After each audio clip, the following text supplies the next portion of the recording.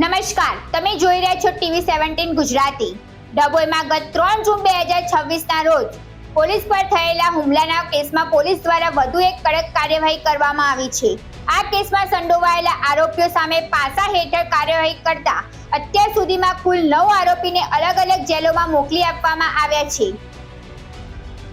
ડભોઈ પોલીસની આ કાર્યવાહી બાદ અસામાજિક તત્વો ફડફડાટ ફેલાયો છે.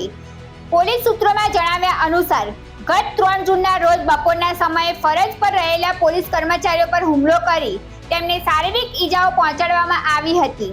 આ સમગ્ર ઘટનાએ ગંભીરતાને લઈને ડભોઈ પોલીસે આરોપીઓની સામે ગુનો નોંધ્યો હતો.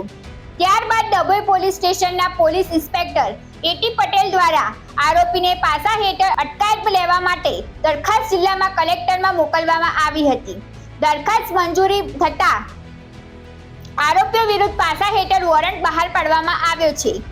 આ કાર્યવાહી અંતર્ગત પ્રથમ તબક્કામાં 4 આરોપીની ધરપકડ કરીને તેને પાલારા ભુજ જેલ ખાતે મોકલવામાં આવ્યો છે.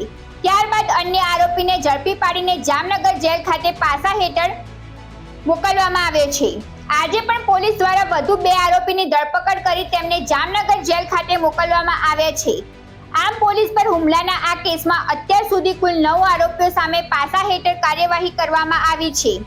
ડભોઈ પોલીસનું કહેવું છે કે કાયદો અને વ્યવસ્થાને પડકારનાર કોઈપણ વ્યક્તિ સામે કડક કાર્યવાહી કરવામાં આવશે. પોલીસ પર હુમલો જેવા ગંભીર ગુનાઓને કોઈપણ સંજોગોમાં સહન કરવામાં આવશે નહીં. આવા તત્વો સામે કાયદાકીય કાર્યવાહી સતત ચાલુ રહેશે. આ સમગ્ર ઓપરેશનને સફળ બનાવવા માટે ડભોઈના પીઆર એટી પટેલ તથા તેમની ટીમ સતત મહેનત કરી રહી છે. વિવિધ સ્થળોએ દરોડા પાડીને આરોપીને ઝડપી પાડવામાં સફળતા મેળવી હતી.